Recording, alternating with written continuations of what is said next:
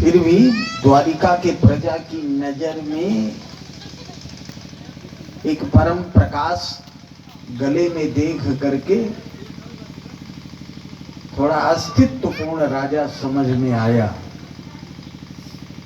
तो द्वारिकाधीश ने अपने प्रजा के समक्ष ही याचना कर दिया, भैया हमारे मित्र हो, इस मणि से मेरे द्वारिका में तुम्हारा जो प्रभाव दिखा, इसकी हम प्रशंसा करते हैं और आपसे एक निवेदन करते हैं कि अगर यही मणि 1 महीने के लिए हमको मगनी दे दो तो हमारा भी प्रभाव द्वारिका में बढ़ जाए। व्यंग समझ करके राजा नाराज हो गए। उसने द्वारिका की खातिरी भी, आतिथ्य भी नहीं लिया और नाराज होकर चला गया। अच्छा, यहां एक टिप्पणी व्याख्याकारों ने किया है कि भगवान का जन्म जिस मुहूर्त में हुआ था, कृष्ण पक्ष की अष्टमी थी।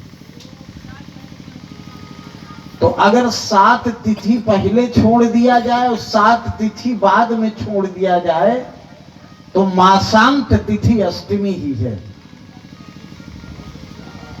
इसको पक्षांत माने। अच्छा, अष्टमी तिथि ही नहीं, मध्य रात्रि के 12 बजे भगवान का जन्म हुआ है।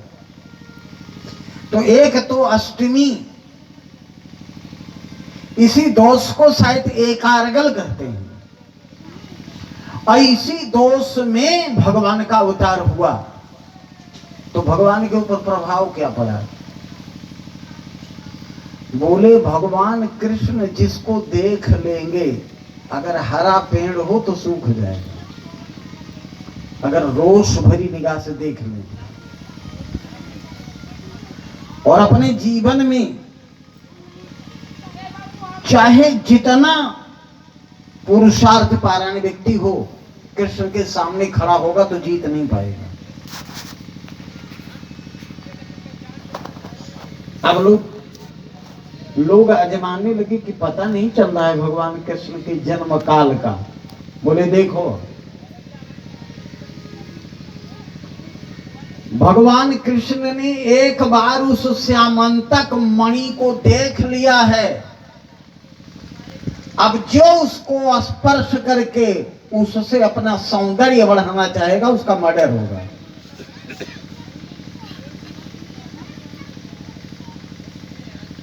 आप देखिए, सत्राजीत भी समझ गया, इसलिए ले जाकर के आभूषण मणि उतार के अपनी पत्नी को दिया कि इसको अलमारी में रख दो, निकालना मत। और उसने रख भी दिया। लेकिन 7 दिन बाद उसका छोटा भाई प्रसेन अहेर खेलने जाने लगा राज दरबारियों के साथ।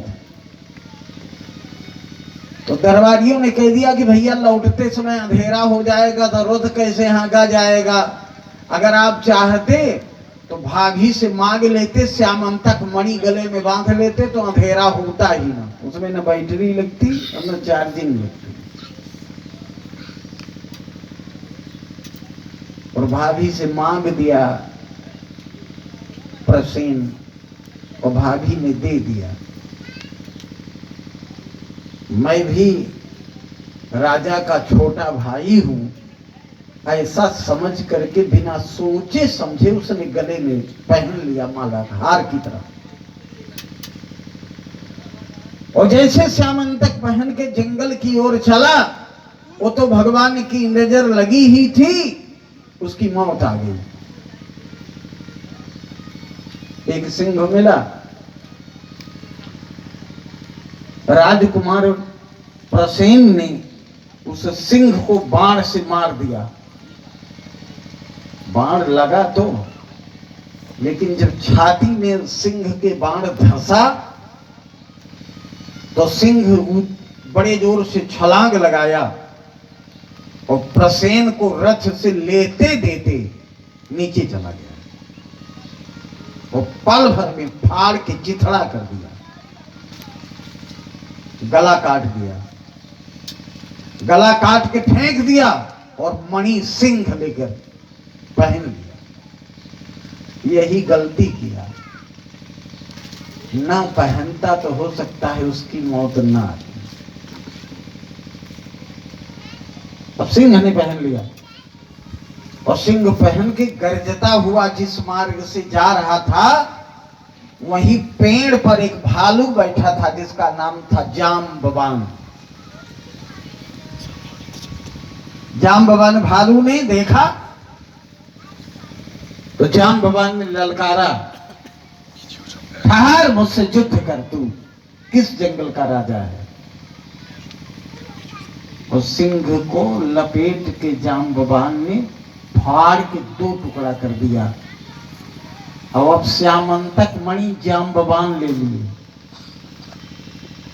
लेकिन परम भागवत होने के कारण जाम्बवान ने उसको गले में पहना नहीं। परम विज्ञ थे। उस मणि को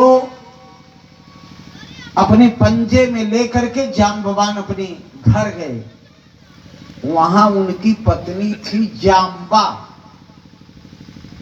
जाम्बा के साथ विवाह हुआ था और कन्या का उन्होंने नाम रखा था जाम्बवती। पत्नी बड़ी प्रसन्न हुई, पतिदेव ये इतनी संपत्ति कहां से लाए। जाम्बवान ने कहा कि ले आया हूं बेटी के लिए, बेटी का विवाह करना पड़ेगा ना। कुछ न कुछ माता पिता, जैसा यहाँ के सुविज्ञ लोग कहते हैं, जाते ति कन्या महदी ति चिंता कसमई प्रदाये ति महान वितर्का। पैदा होते ही बेटी के लिए माता पिता चिंतित होने लगते हैं। ऐसी जगह बेटी का विवाह हो कि कभी जीवन में बेटी शिकायत ना करे कि मुझे ठीक से नहीं रखता, मेरे सास ससुर ठीक से नहीं रखता। हर व्यक्ति अपनी बेटी के लिए चिंतित रहे। महाराज जाम्बवान ने कहा कि बेटी का विवाह जहां करेंगे दहेज में यही मणि दे देंगे, आज ही से बेटी को डोनेट कर दो। भेंट कर दिया। जाम्बवती ने उसको पहना नहीं, वो तो परम भागवत की बेटी है, भगवान कृष्ण की अर्धांगिनी होने वाली है, इसलिए उनका वैदुष्य कमजोर नहीं था। उन्होंने क्या किया कि जंगल के गुफा के दरार में, ओटर में उसको रख दिया और उसी के प्रकाश में अपनी सहेलियों के साथ खेलने लगी। इधर भगवान को कलंक लग गया। और आप लोग सभी जानते हो, भादों की चौथ की चंद्रमा देखने से पुरुष को कलंक लगता है। और इसका कहानी इस तरह से है कि शंकर जी के 2 पुत्र थे, गजानन और खजानन। ये दोनों एक दिन झगड़ा करने लगे कि हमारी शादी, बचपना में बच्चे, तो गजानन ने कहा पहले मेरी, तो खजानन ने कहा पहले मेरी। उसको बोल दो नहीं मानेगा तो भैया को चला जाए। अब अपने दोनों बेटों से समझौता करने के लिए भोला बाबा ने कहा कि दोनों पूरे भारत की परिक्रमा करो, जो पहले लौट के आएगा उसकी भाई एक माई के तो थे भैया हमारे पिताजी, और दोनों बच्चे अयोनिज थे। गजानन को पार्वती जी ने निर्मित किया था सिंदूर की पिंडी से, और खजानन की कल्पना हुई थी वीर्य, कबूतर बनकर के अग्नि ने निगल लिया था और उसका वामन कर दिया। वही जब सरकंडा के वन में गंगा जी की धारा पकड़ करके गया तो खजानन बन के खड़ा हो। वही कृतिकाओं ने दूध पिलाया तो कार्तिकेय नाम। अब दोनों बच्चों को स्पर्धा में डाल दिया शिव जी ने। दोनों वाहन अपना अपना पकड़ करके भागे यात्रा में। आप लोगों को पता है खजानन की वाहन है मयूर। मयूर वाहन पर चलते हैं। और गजानन का वाहन है मूस। गजानन भी गए, गद्दी उद्दी बनवाए, जल्दी अपने मूस पर लादे और चढ़ करके मूस को हाके दौड़ो। दिन बीत गया और रात में चंद्रोदय जब हुआ तो चंद्रमा गणेश को देखकर हंसने लगा। तो गणेश ने उसकी ओर देखा, क्या हंसता है रे? बोले महाराज जब इतनी लॉन्ग रूट की यात्रा थी तो वाहन कोई हाई पावर के इंजन वाला वाहन लेना चाहिए। मुष्टि के माथे चारों धाम, पूरे भारत की यात्रा, विश्व की यात्रा होगी। गणेश जी नाराज हो गए। गणेश जी ने कहा मेरा तूने उपहास किया है, आज के दिन जो तेरा मुंह देखेगा वो कलंकित होगा उसका जीवन।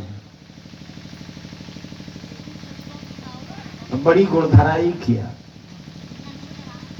तब गणेश जी ने कहा कि चतुर्थी का व्रत जो नारी करेगी और चंद्रोदय के काल में गणेश जी को अर्घ देगी, मुझे दिखाकर अर्घ देगी, तो उसके पति को कलंक नहीं लगेगा। चलो वचन देता हूं। इसीलिए चौथ का व्रत ये माताएं बहनें करती हैं। और अर्घ का काल चंद्रोदय काल ही अर्घ का काल होता है। इधर गजानन को नारद बाबा मिल गए। नारद बाबा ने कहा बाबा इस मुष्टि के बल पर आपका यात्रा पूरी नहीं हो पाएगी। बोले कोई शॉर्ट कट उपाय। नारद बाबा तो पंडित हैं इसमें।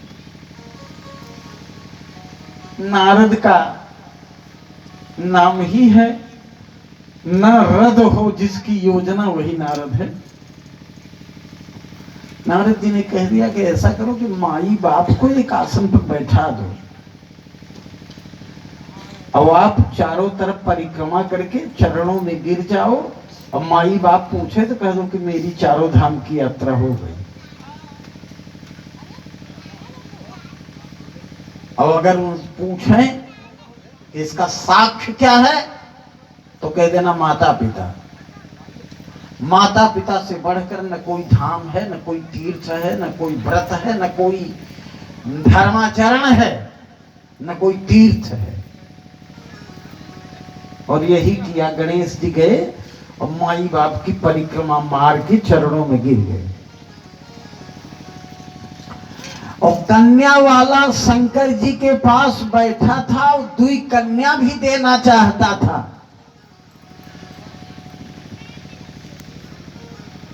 दो बेटी थी उसके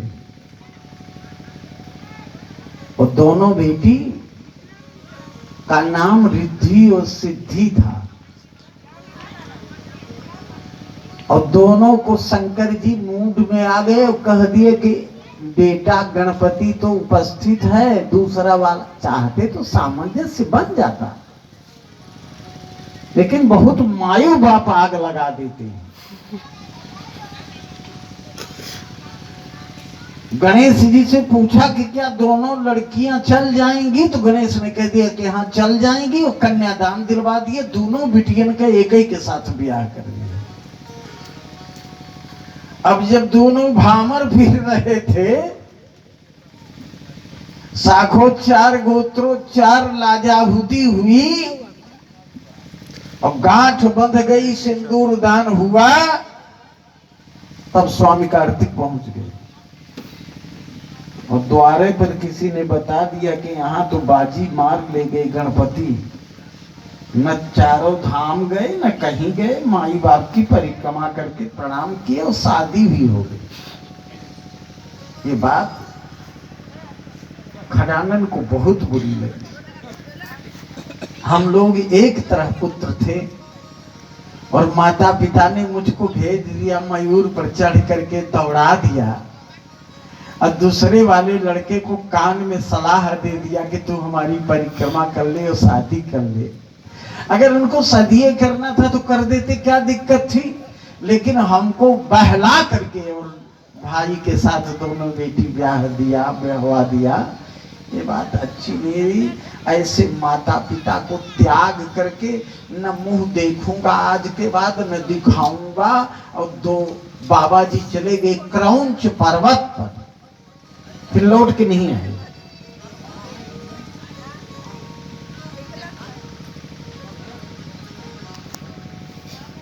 मेरा कहने का तात्पर्य कि भगवान कृष्ण को कलंक लगा, कलंक का मार्जन करने चले तो प्रसेन का भग्नावशेष शरीर बरामद किए, टुकड़े में बिखरा था, लेकिन पता नहीं चला कि इसको मारा किसने।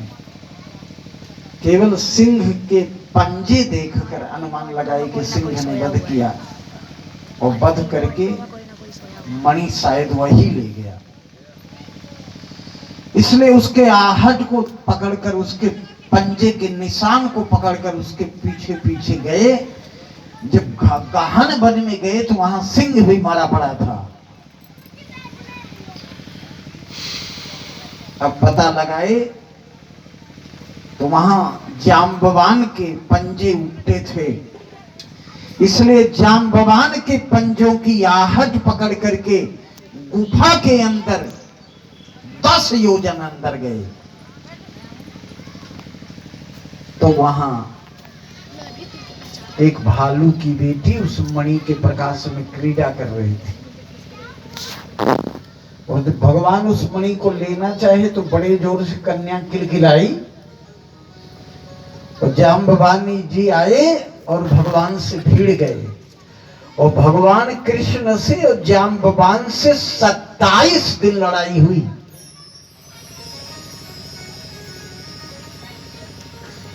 अट्ठाईसवें दिन भगवान कृष्ण ने एक घूंसा जाम्बवान के पीठ पर मारा, और उस घूंसा से जाम्बवान के नीचे वाली हड्डी में ऊपर वाली हड्डी 1-1 इंच घुस गई।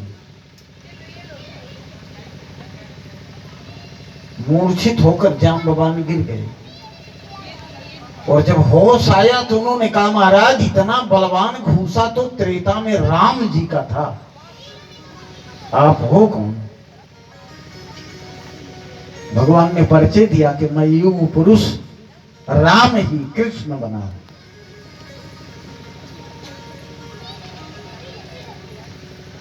जाम्बवान ने कहा, महाराज मैं तो अपनी बलि दे दी थी आपके लिए,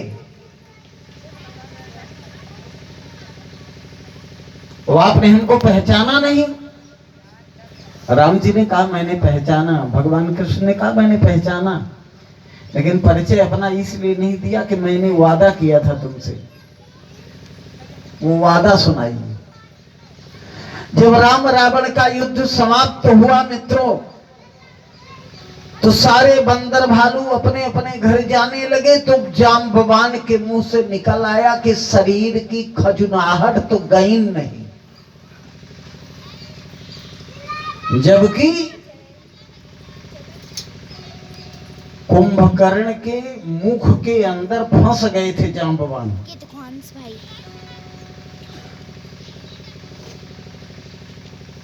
और अंगद को पता चला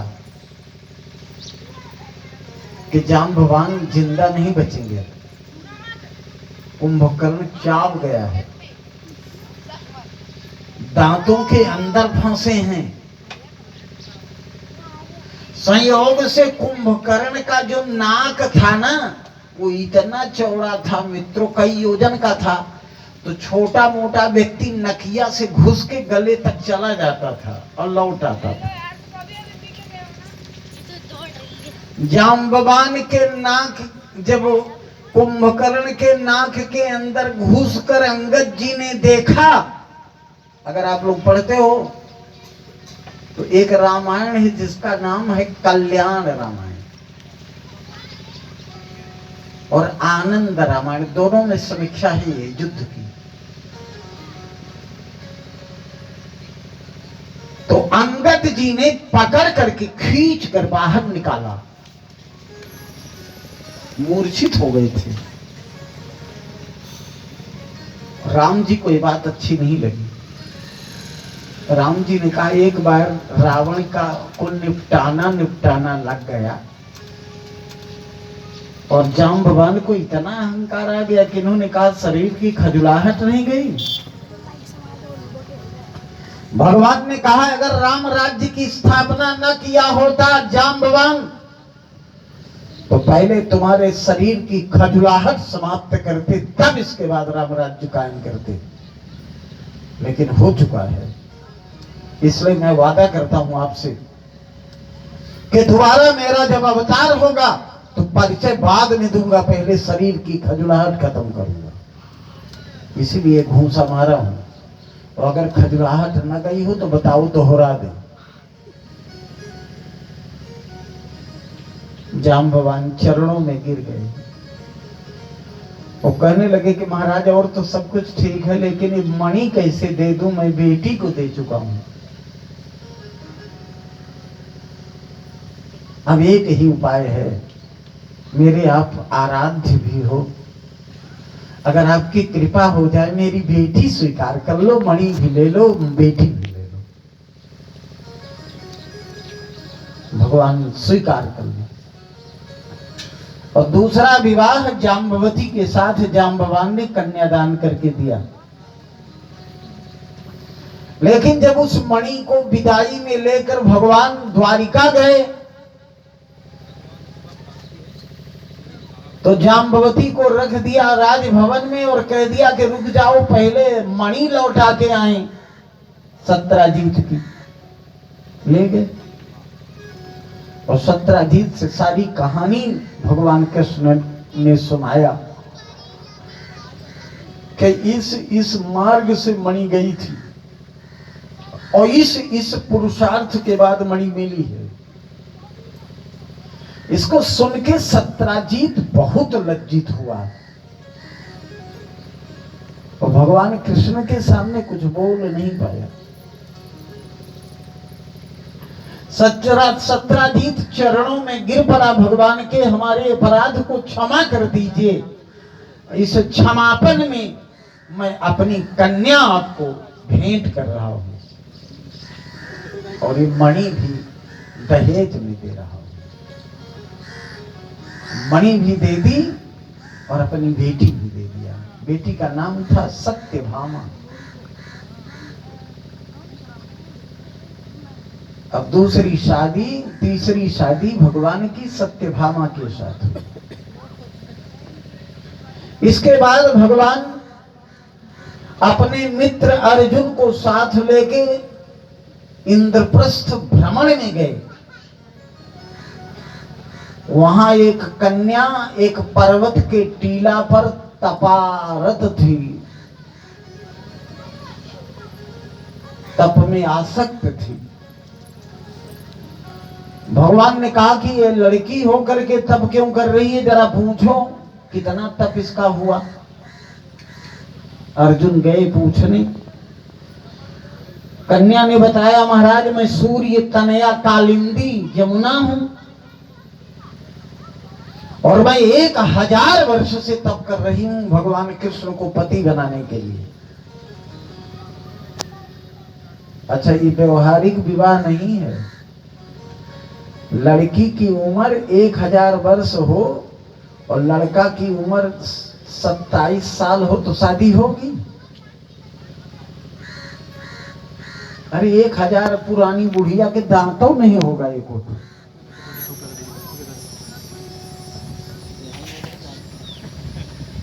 लेकिन भगवान तो आप्त काम है ना। भगवान ने जब उसके दीनार्तता के शब्द सुना। भगवान ने कहा जाओ मैं इसको वरण करता हूं, उसकी शादी उसके साथ करूंगा। मंडप बना और भगवान जब पानी ग्रहण करके भामर फिरने लगे, लाजाहुति होती है, लाजाहुति में दुल्हवा दुल्हन के कपार पे हाथ रखता है। तो बाराती सब हंस रहे थे कि ये कन्या लड़की के साथ विवाह हो रहा है कि आजी के साथ।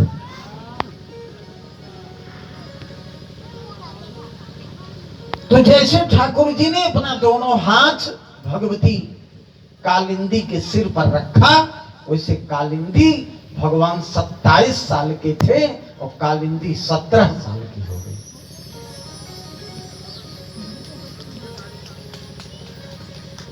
और तब विश्व सुंदरी के साथ भगवती कालिंदी विश्व सुंदरी थी, उनके साथ विवाह हुआ। इसके बाद भगवान के, हाँ ये भी ध्यान रखना कि कई ठो विवाह हो गया, फिर बाद में जजमान कहें कि महाराज पूरा गिनाए नहीं। पढ़े लिखे लोग बैठे हो, देखो पूरा ना माने, सारी कथा सुने हो, बताना पड़ेगा कि कई ठो विवाह हुआ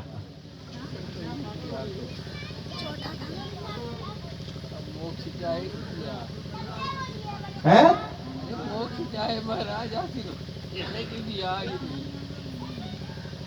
अरे रुक्मिणी जी के साथ हुआ था कल, आज जाम्बवती के साथ हुआ, फिर सत्यभामा के साथ हुआ, अब कालिंदी के साथ हुआ। चारे ना हुआ, अभी 4 और बाकी। इसके बाद भगवान की, हमने आप लोगों से बताया था कि भगवान की 5 बुआ थी। सबसे बड़ी बुआ जो पृथा थी, कुंती थी, वो पांडु महाराज के साथ ब्याही थी। दूसरे नंबर की जो बुआ थी वो श्रुतस्रवा थी।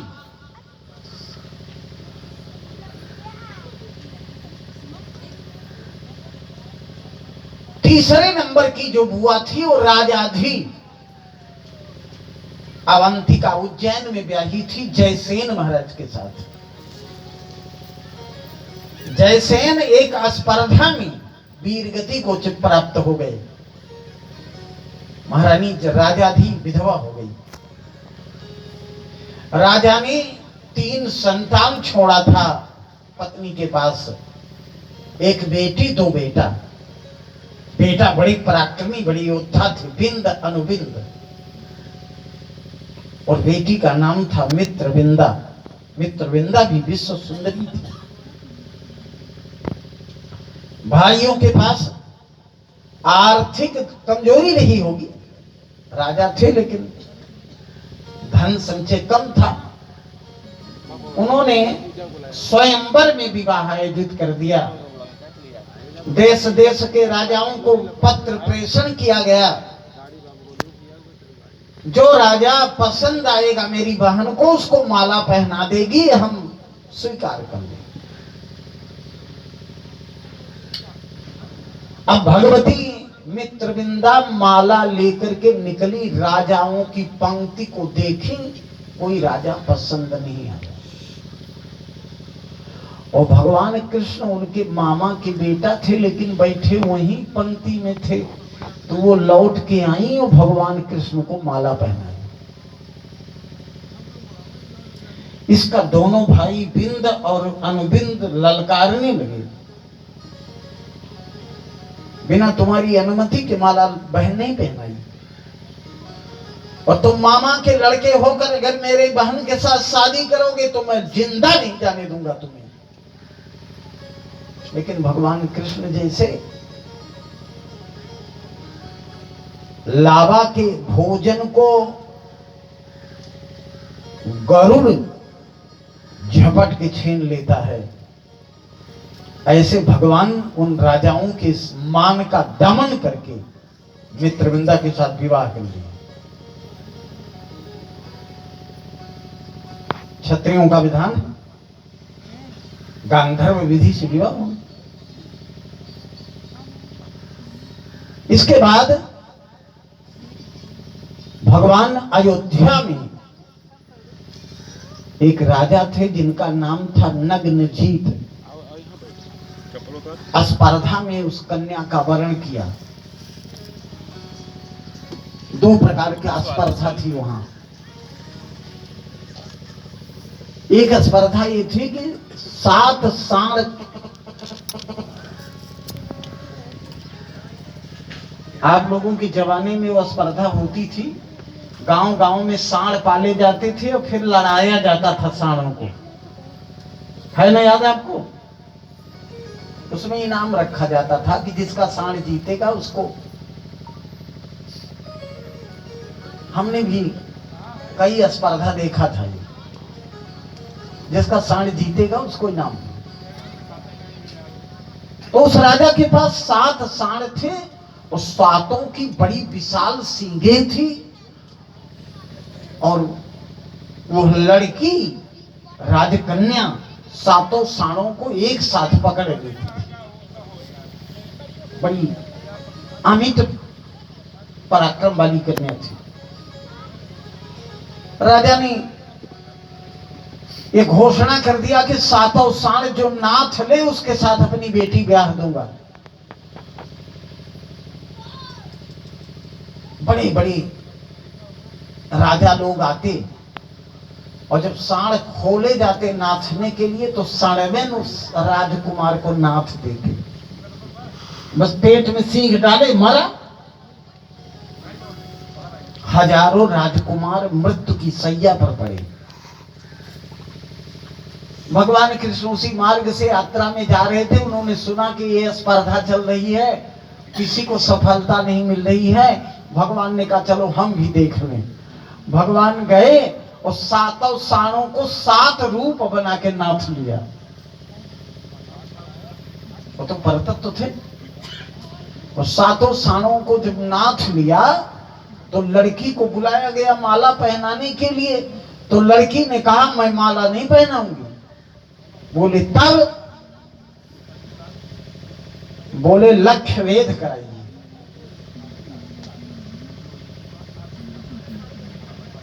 एक बांस गाड़ा गया, उस बांस में एक चक्र लगाया गया और चक्र राउंड मारने लगा और भगवान कृष्ण ने बाण चढ़ा करके मारा। उस चक्र को बाण पार कर गया।